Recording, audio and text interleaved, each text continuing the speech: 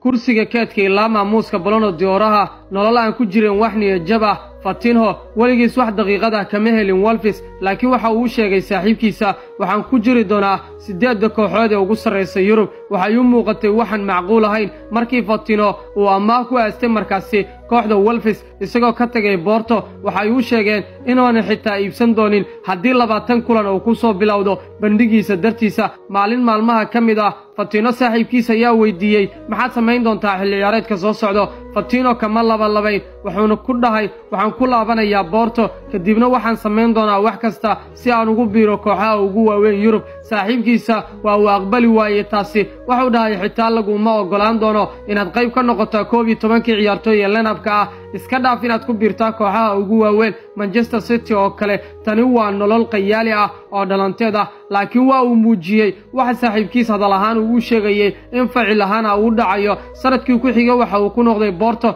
isagoo awood u leh, wuxuu kasbaday inuu u dhaqaaqo PSG, wuxuu noqday mid kamid ah daayarada ugu fiican ee qadka dhexe iyo musharaxiinta ugu sareeya ee Ballon d'Or. waligaa qofnaha ka ogolaan inuu kuniyo jibiyo oo waxa uu ka hadlayaa halka uu taagan yahay. adna waxaad cabiran kartaa halka aad taagan tahay iyo masaafada ay ku jirto guusha. waa Fatinho sababta aad ugu arkaysid abaalmarinada ugu sareeya ee Ballon d'Or ciyaartoydii ugu fiicnaa tartanka Champions League. waxaa jira xidiga badan oo la mid ah Fatinho oo kale oo aan laga aaminsanayn degmadooda hibo kasta oo ay leeyihiin. mar ayaad noqon doontaa hogaamiyaha